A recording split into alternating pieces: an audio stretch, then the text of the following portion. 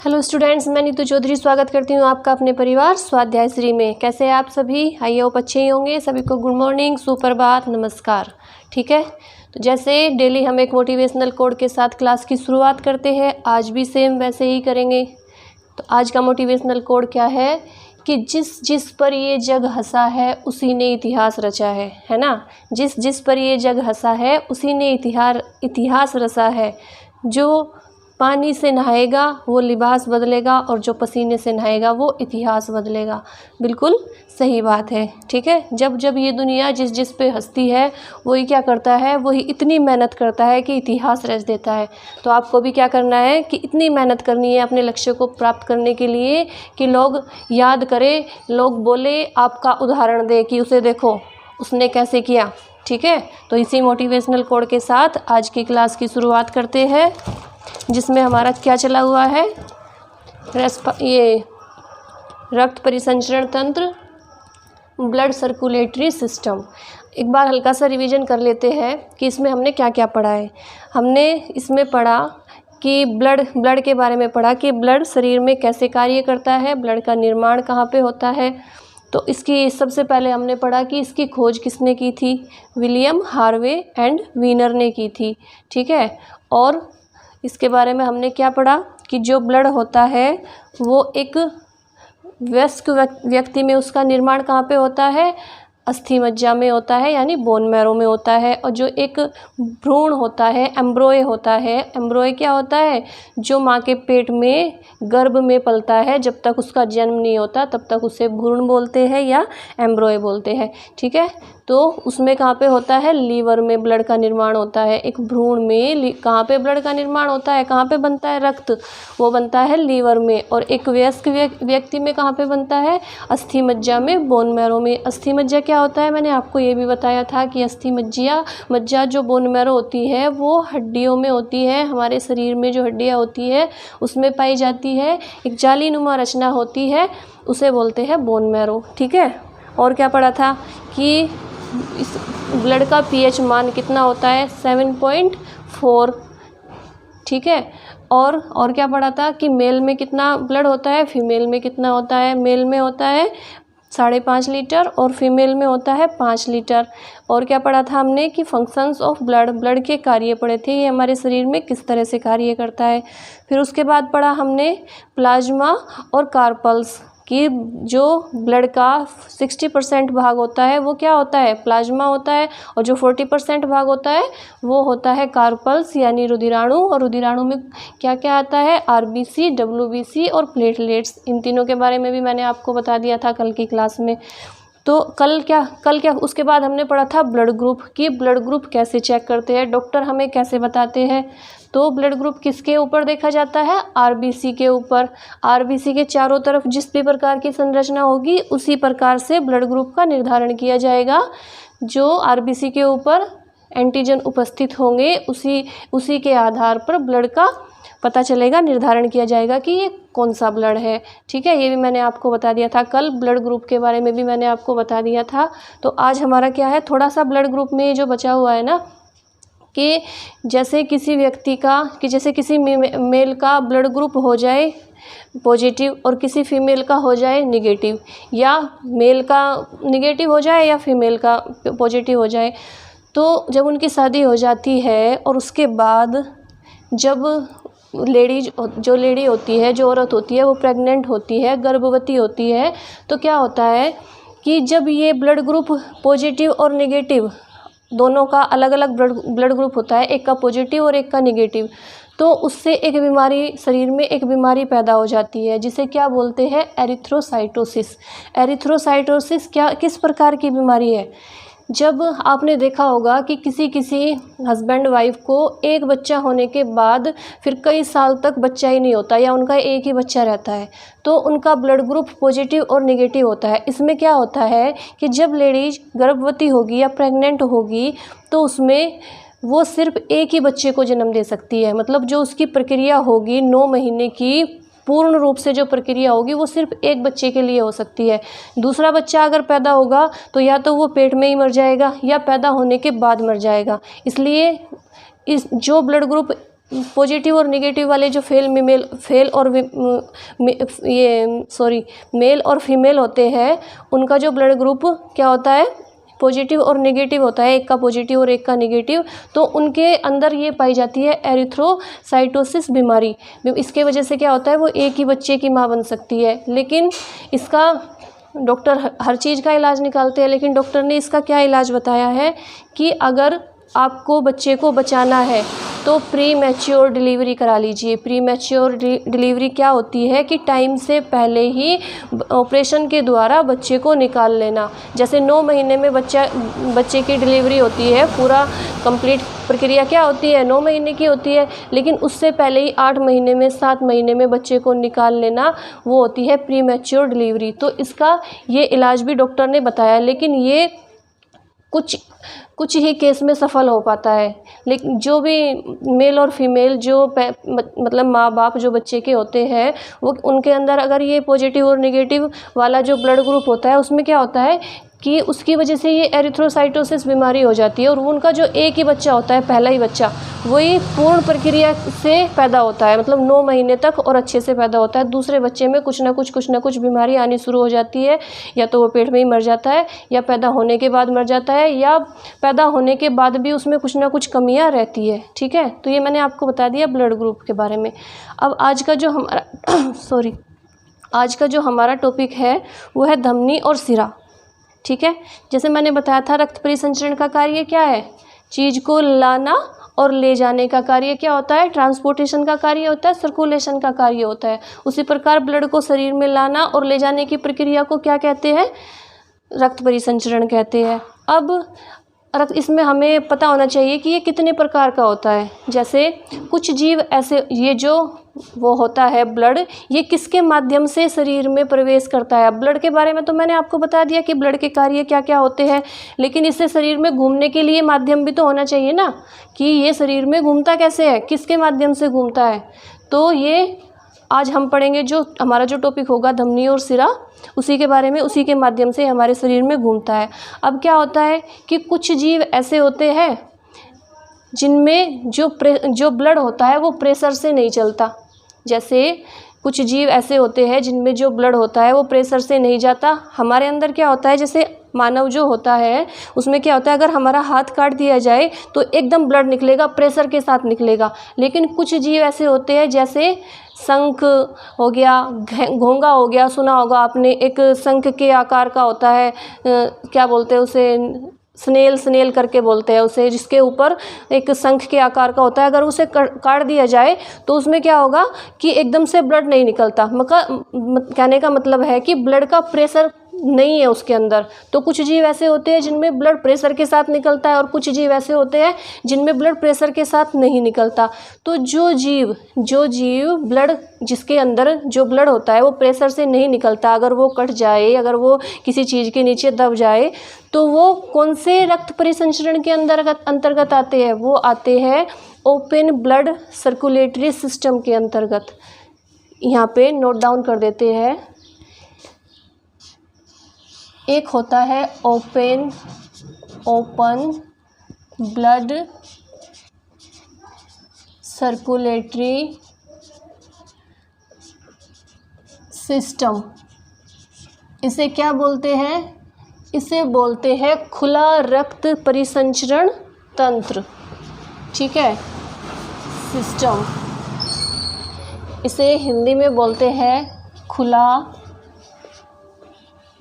रक्त परिसंचरण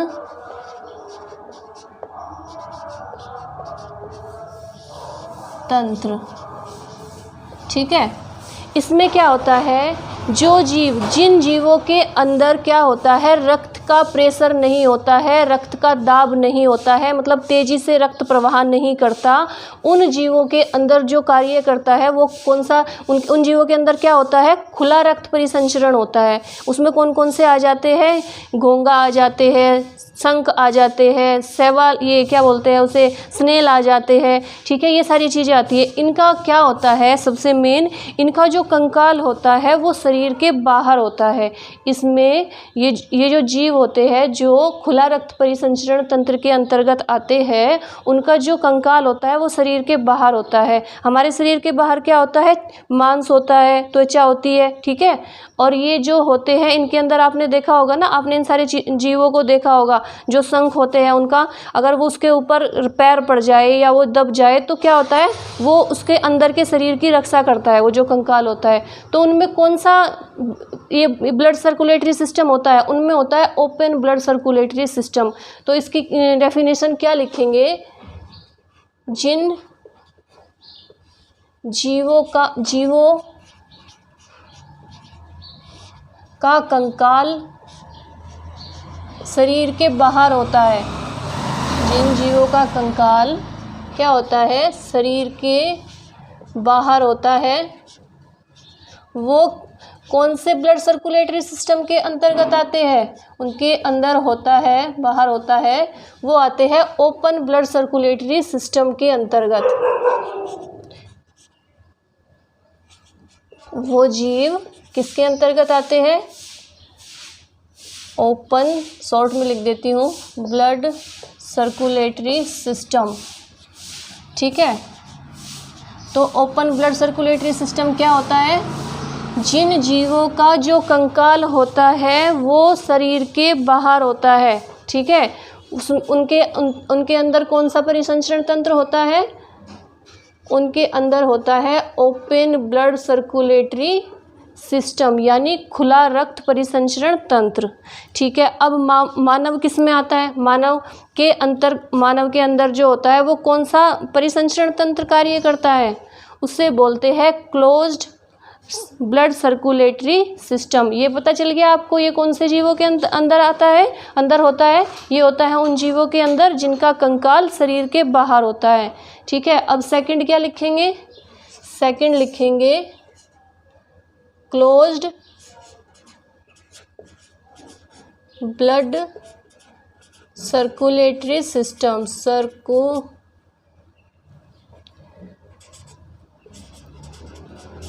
सिस्टम, ठीक है।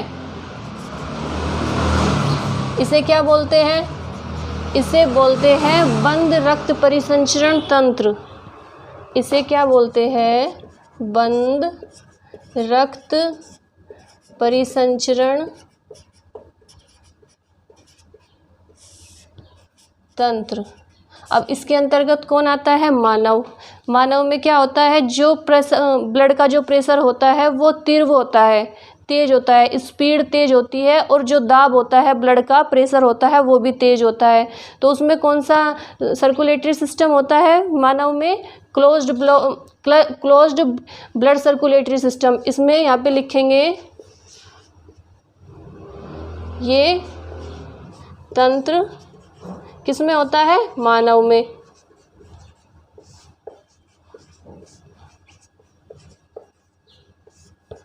अब क्या होता है कि जब आपने सुना ही होगा ब्लड प्रेशर के बारे में, कि ब्लड प्रेशर कैसे जाता है, 120 की स्पीड से ऊपर जाएगा, 80 की स्पीड से नीचे आएगा, 80/120 आपने सुना होगा ब्लड प्रेशर के बारे में।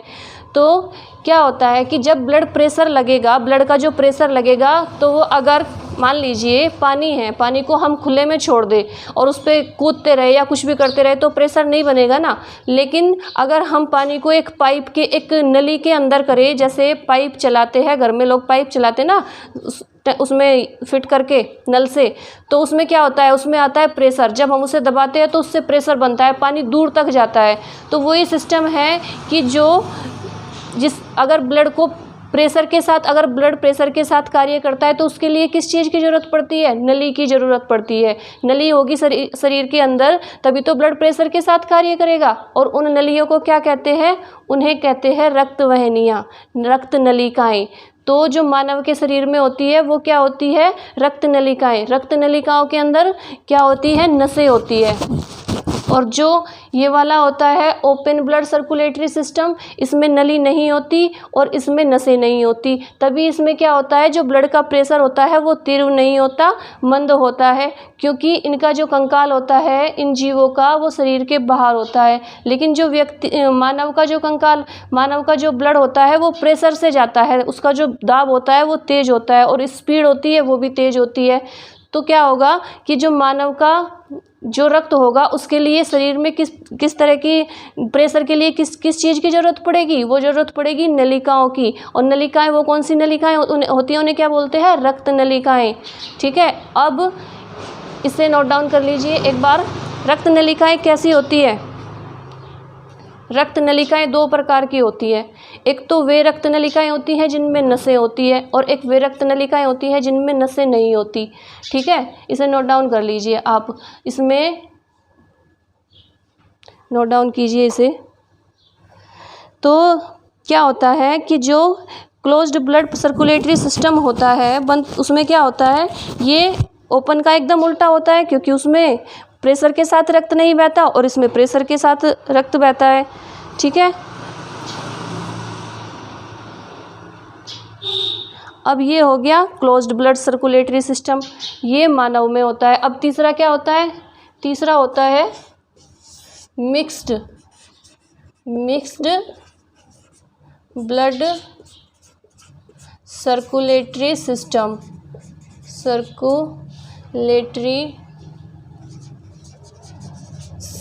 इसे क्या बोलते हैं? इसे बोलते हैं मिश्रित रक्त परिसंचरण तंत्र। ये किस प्रकार का होता है? मिक्स से पता चल जाता है ना, मिश्रित, कि दोनों का मिला जुला रूप होगा।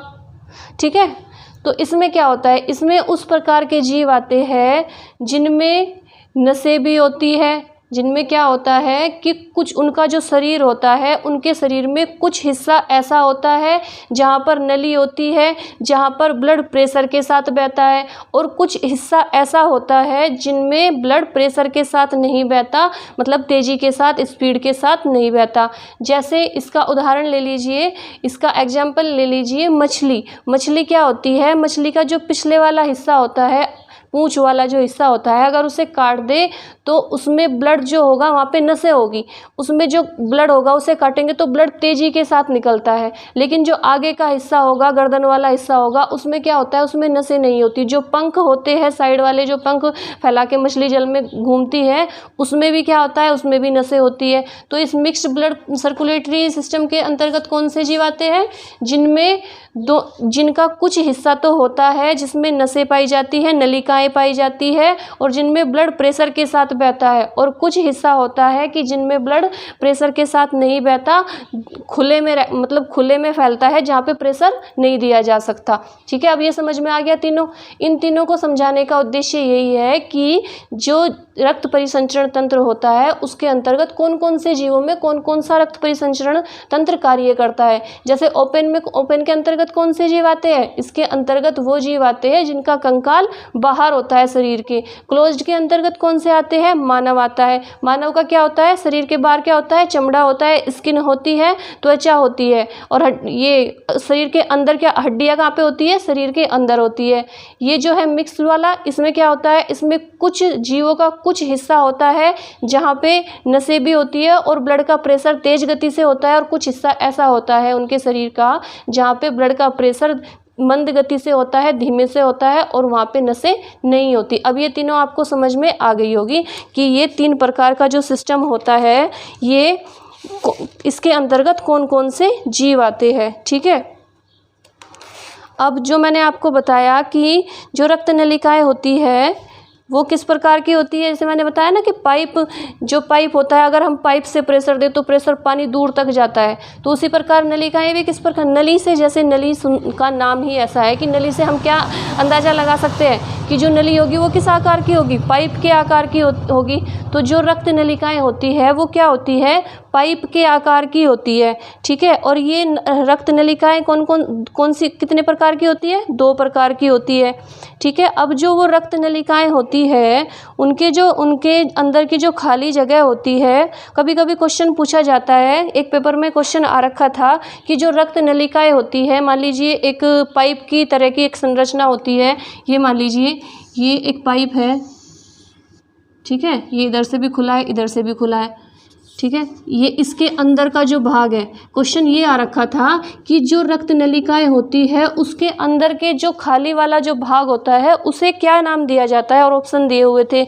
तो हमें उसका नाम क्या लिखना है, उसका जो नाम होता है वो होता है ल्यूमेन। इन रक्त नलिकाओं के अंदर के भाग को क्या बोलते हैं, ल्यूमेन बोलते हैं।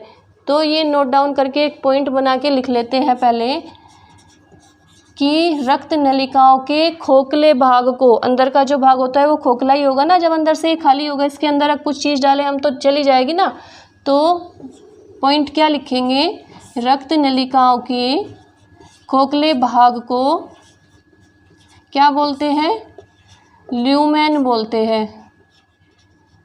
खोखले भाग को, अंदर का जो खोखला भाग होता है उसे क्या कहते हैं, ल्यूमेन कहते हैं। याद रखेंगे ये, ठीक है, ल्यूमेन कहते हैं,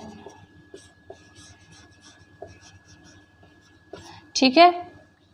अब ये जो रक्त नलिकाएं होती है वो कितने प्रकार की होती है, वो होती है 2 प्रकार की, धमनी और सिरा। यहाँ पे पहले हम लिख देते हैं धमनी, सिरा। पहले धमनी के बारे में ही जान लेते हैं, ठीक है, सिरा यहाँ पे लिख देंगे। अब सबसे पहले देखते हैं कि धमनी क्या होती है, ठीक है। धमनी जो होती है ये शरीर के अंदर अधिक, जैसे जो हमारा हाथ है, जो हाथ के ऊपर ये जो हमें नसें दिखाई दे रही है ना, ये धमनी नहीं होती। इसके अंदर जो मोटी वाली नसें होती है वो होती है धमनी। क्या होता है, जैसे कोई लड़कियां ही ज़्यादा ऐसा ड्रामा करती है नस काटने वाला, तो लड़कियां क्या करती है, नस काट देती है डराने के लिए या इमोशनल करने के लिए, कुछ भी करने के लिए वो करती है ड्रामा। लेकिन वो क्या करती है, ऊपर से नस काट देती है। लेकिन जब तक अंदर से धमनी नहीं कटेगी, आर्टरी बोलते हैं उसे, इंग्लिश में क्या बोलते हैं, आर्टरीज। जब तक अंदर से धमनी नहीं कटेगी तब तक व्यक्ति की मृत्यु नहीं हो सकती। तो अगर ऐसा होता है कि नस काट ली किसी लड़की ने, तो पहले देख लेना कि ज़्यादा गहरा कटा हुआ है क्या, ऊपर से कटा हुआ है तो डरने की ज़रूरत नहीं है, क्योंकि उसकी मृत्यु नहीं हो सकती। अगर ज़्यादा गहरा कट लगा होगा, अंदर से धमनी कट गई होगी, तो मृत्यु हो सकती है, ठीक है। नस काटने से मृत्यु नहीं होती कभी भी। तो धमनी को क्या बोलते हैं, आर्टरी बोलते हैं। तो ये कहाँ पे होती है, सबसे पहला पॉइंट क्या लिखेंगे इसका, कि ये हमारे शरीर में गहराई में स्थित होती है, मतलब नसों के ये जो ऊपर का जो हिस्सा दिखाई दे रहा है उसके नीचे होती है और मोटाई में होती है, मोटी होती है। सबसे पहला क्या लिखेंगे कि जो धमनी होती है वो शरीर में कहाँ पे होती है, गहराई में स्थित होती है, गहराई में, ठीक है। नीचे जाके जो दिखाई दे रही है वो धमनी नहीं है, गहराई में स्थित होती है। और आकार कैसा होता है इनका, मोटा होता है। ये क्या होती है, आकार में मोटी होती है, ठीक है। पहला पॉइंट तो ये हो गया कि जो धमनी होती है वो कैसी होती है, आकार में मोटी होती है और शरीर के अंदर गहराई में होती है। जिससे क्या होता है, जो रक्त का दाब होता है, जो रक्त का प्रेशर होता है और स्पीड होती है वो अधिक होती है, उसी के कारण ये मोटी होती है। मोटी क्यों होती है ये, क्योंकि जो रक्त का प्रेशर होता है, जो रक्त का दाब होता है, रक्त का दाब यानी ब्लड प्रेशर और स्पीड दोनों ही तेज होते हैं, इसीलिए ये मोटी होती है। क्योंकि रक्त का दाब या ब्लड प्रेशर, रक्त का दाब और और जो गति होती है वो बहुत तेज होती है, और स्पीड क्या होती है, तेज होती है, तेज होती है। इसीलिए ये क्या होती है, मोटी होती है। अब मान लीजिए कोई पतला सा पाइप है, बहुत ज़्यादा पाइप पतला है, तो उसमें क्या होगा, अगर उससे हम पानी डालें तो वो इतनी तेज़ गति से नहीं जाएगा ना, क्योंकि वो पतला है।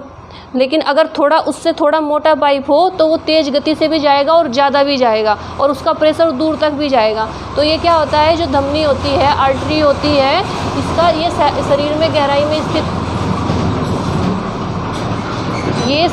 गहराई में स्थित होती है। और मोटी क्यों होती है, क्योंकि ये जो ब्लड का जो प्रेशर होता है और स्पीड होती है वो बहुत तेज़ गति में होती है।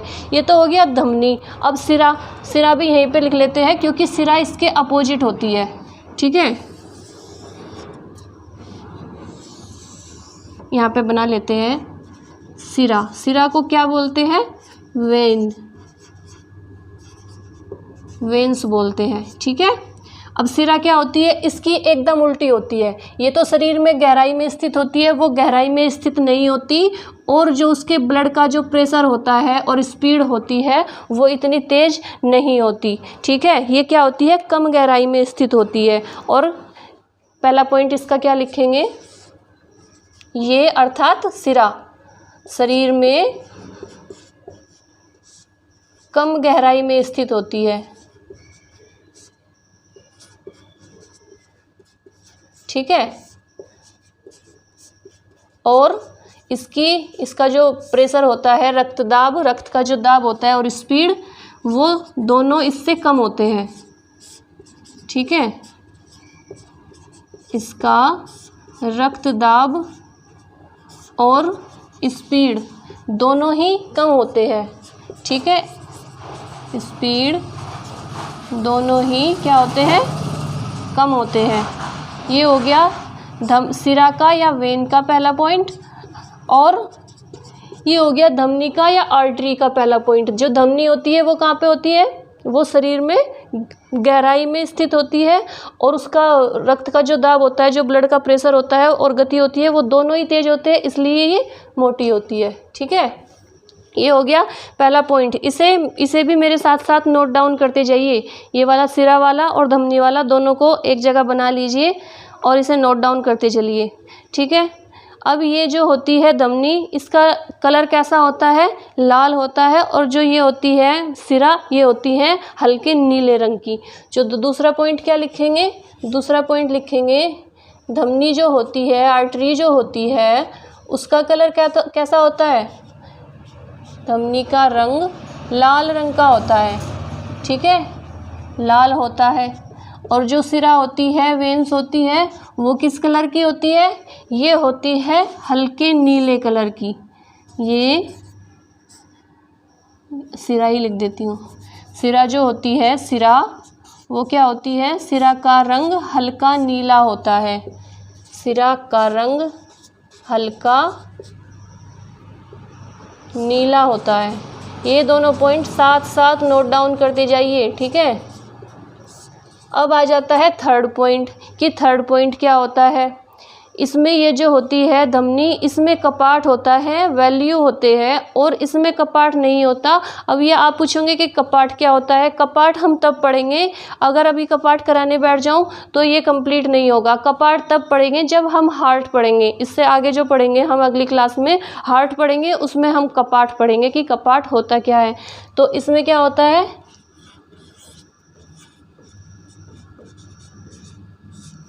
जो धमनी होती है उसमें क्या होता है, उसमें तो कपाट होता है।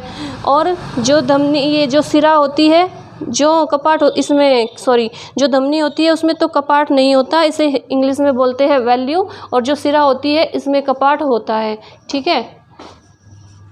ये हम कपाट पढ़ेंगे कल की क्लास में, जब हम पढ़ेंगे हार्ट के बारे में, ठीक है।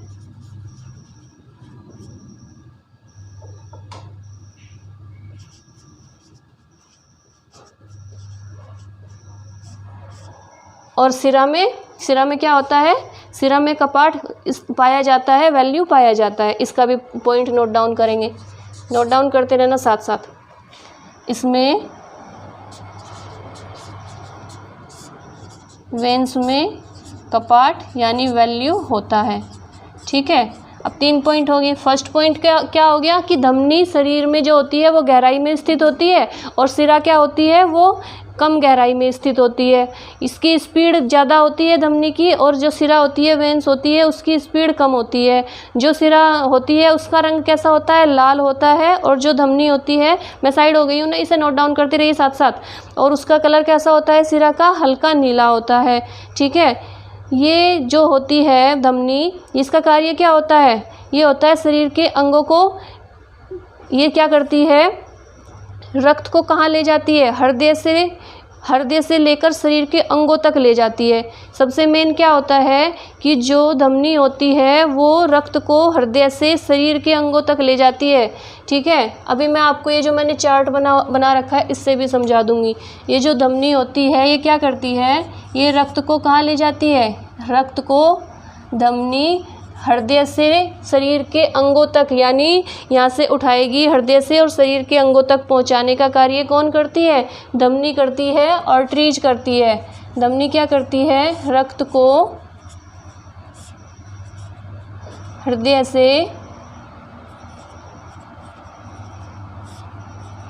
शरीर के अंगों तक पहुँचाने का कार्य करती है, शरीर के अंगों तक पहुंचाने का कार्य करती है।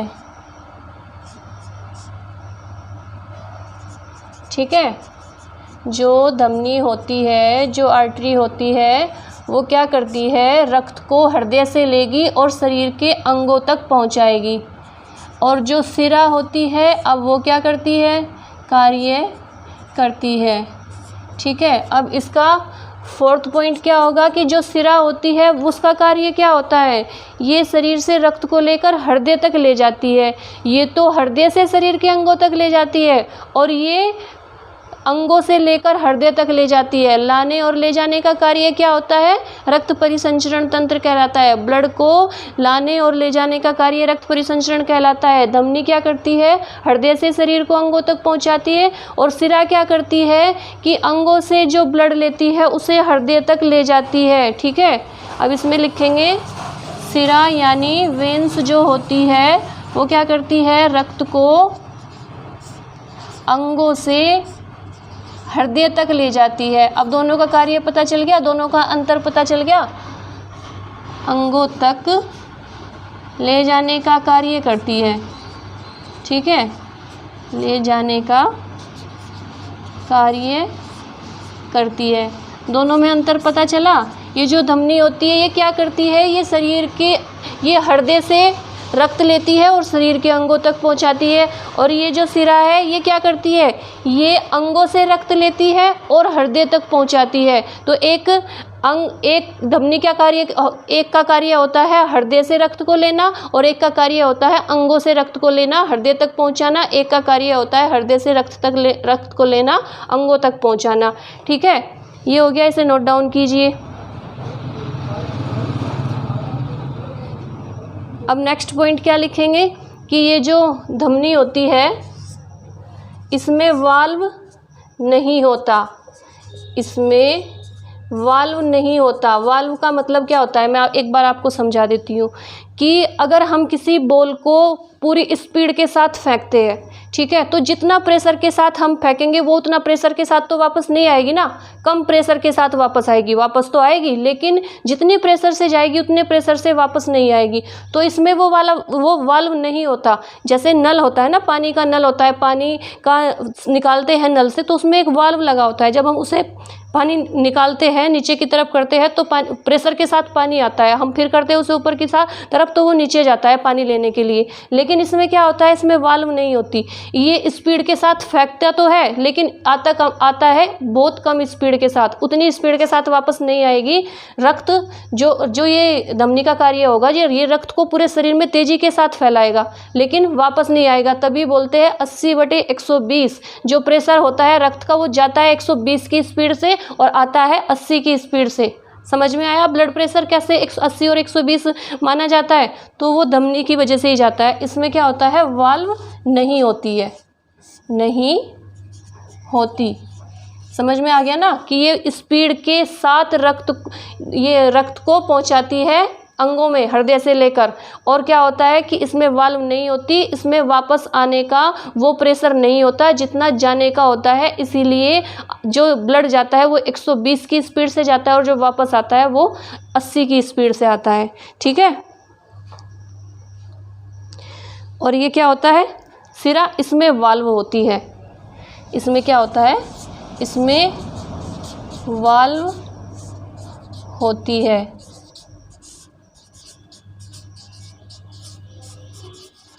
अब ये हो गए, ये पता चल गया आपको धमनी और सिरा में दोनों में अंतर क्या होता है। ठीक है, नोट डाउन कर लीजिए इसे। अब मैं आपको बता देती हूँ कि जो शरीर में रक्त का मार्ग है वो कैसे कैसे कहाँ कहाँ से जाता है और वापस घूम के फिर कैसे आता है। ये होता है हार्ट मैंने इसीलिए इस ऐसा आकार का बना रखा क्योंकि आपको ये ज़्यादा समझ में आता है।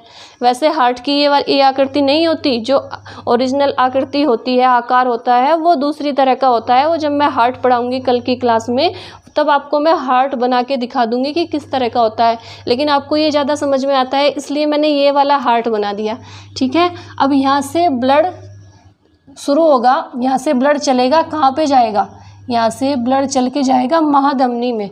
महाधमनी को क्या बोलते हैं, ओर्टा इंग्लिश में, इंग्लिश वाले बच्चों के लिए। ठीक है। अब महाधमनी से ब्लड किस में जाएगा, धमनी में जाएगा। महाधमनी मतलब बड़ी धमनी, महा का मतलब ही बड़ा होता है। जो हार्ट से पहले ब्लड जाएगा वो कहाँ पे जाएगा, ओर्टा में जाएगा, महाधमनी में जाएगा। उसके बाद कहाँ पे जाएगा, धमनी में। उसके बाद छोटी धमनी, उस धमनी में जाएगा ना, धमनी को क्या बोलते हैं, आर्टरी बोलते हैं, मैंने अभी बताया था। उसके बाद धमनी के बाद कहाँ पे जाएगा ब्लड, ये ब्लड का पूरा सर्कुलेशन है कि ब्लड कैसे घूमता है शरीर में। ठीक है। धमनी के बाद कहाँ पे जाएगा, छोटी धमनी में जाएगा। जब हार्ट से ब्लड चलता है, चलना शुरू होता है तो वो कहाँ पे जाएगा, महाधमनी में जाएगा। महाधमनी के बाद धमनी में जाएगा, धमनी के बाद छोटी धमनी में जाएगा। छोटी धमनी के बाद जाता है केशिका में, कोशिका नहीं केशिका बोलते हैं, इसे इंग्लिश में बोलते हैं कैपिलरी। कैपिलरी। अब आप पूछेंगे कोशिका तो मैंने आपको बता दिया था, कोशिका क्या होती है, जीवन की मूलभूत इकाई होती है, सबसे छोटी होती है। लेकिन केशिका क्या होती है, केशिका ये जो कैपिलरी होती है ये क्या होती है ये जो त्वचा में पतली पतली नसें होती है ना, हमारी स्किन में जो पतली पतली नसें होती है वो होती है केशिका। ब्रेन में जो पतली पतली नसें होती है वो होती है केशिका। तो ये कहाँ से यहाँ छोटी धमनी से कहाँ पे जाएगा, केशिका में जाएगा। फिर यहाँ से वापस आना शुरू होगा। ठीक है। अब यहाँ से कहाँ पे वापस आएगा, छोटी सिरा में वापस आएगा। अभी बताया था ना धमनी और सिरा के बारे में। जब केशिका से वापस आना शुरू होगा तो छोटी सिरा में आएगा। छोटी सिरा को बोलते हैं वेनलेट्स। छोटी सिरा से कहाँ पे आएगा, सिरा में आएगा। वेन्स, वेन बोलते हैं, वेन्स भी बोलते हैं। सिरा के बाद कहाँ पे आएगा, महासिरा में आएगा। जैसे यहाँ से शुरू हुआ था महाधमनी, धमनी और छोटी धमनी, जब वापस आएगा तो वापस तो ऐसे ही तो आएगा ना, वापस घूमता हुआ। तो पहले छोटी सिरा में आएगा, वेनलेट्स में आएगा, उसके बाद वेन्स में आएगा, उसके बाद वेना कावा में आएगा। वेना कावा को क्या बोलते हैं, महासिरा। और उसके बाद क्या आएगा, हार्ट में आएगा।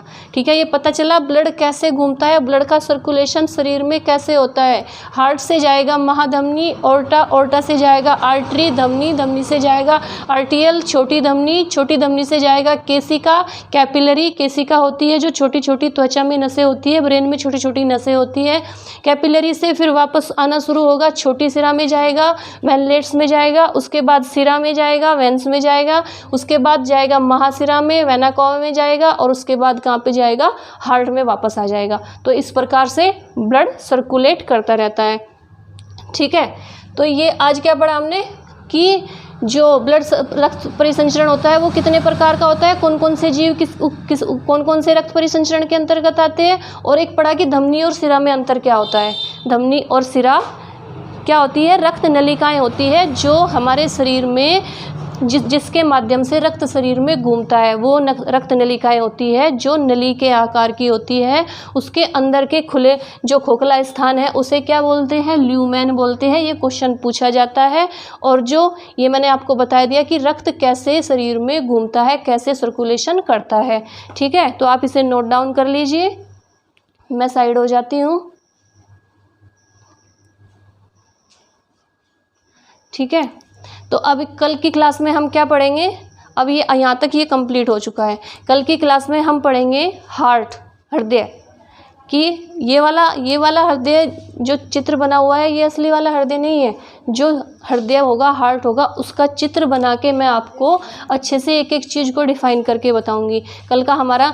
और आप लोग क्या करेंगे, इसे पूरे रक्त परिसंचरण तंत्र को रिवीजन करके तभी क्लास में आएंगे, तभी आपको ये समझ में आएगा। ठीक है। अगर आपको क्लास अच्छी लगती है तो डेली कमेंट्स करके बताएं और लाइक, शेयर एंड सब्सक्राइब करें। मैं ये बात डेली बोलती हूँ, ठीक है, लेकिन आप लोगों को भी सपोर्ट करना चाहिए, इसीलिए बोलती हूँ मैं। और आज की क्लास के लिए इतना ही रखते हैं। कल हमारा टॉपिक होगा हार्ट, तो थोड़ा सा पढ़ के आएंगे आप भी, और फिर जो समझ में नहीं आएगा मैं आपको अच्छे से समझा दूँगी। ठीक है। आज के लिए इतना ही, धन्यवाद। कल की क्लास में मिलते हैं। जय हिंद, जय भारत।